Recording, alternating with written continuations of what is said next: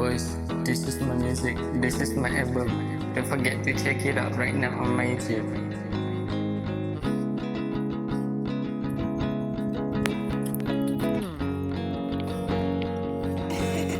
Carol, I love you. Every day she just wanna waste my money, waste my time because I'm 9 to 5. And she just hangover, duduk kat rumah, hanya minta ku beli semua benda. Walaupun tak tahu apa sebenarnya dia punya cara.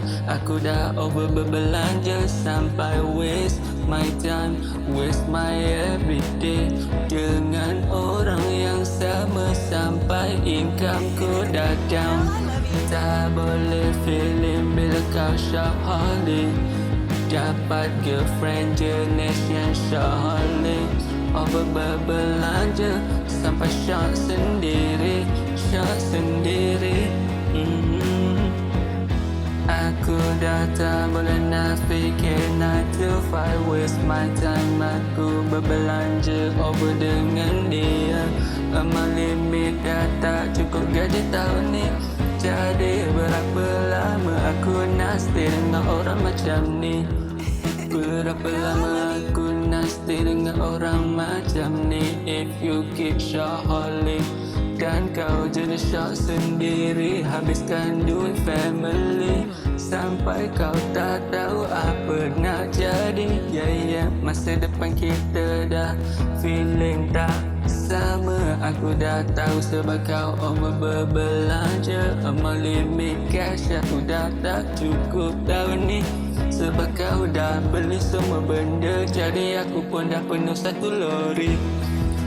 Aku tak tahu apa nak jadi, dapat girlfriend jenis yang shopaholic, sebab kau jenis shop sendiri, sebab kau jenis yang shop sendiri.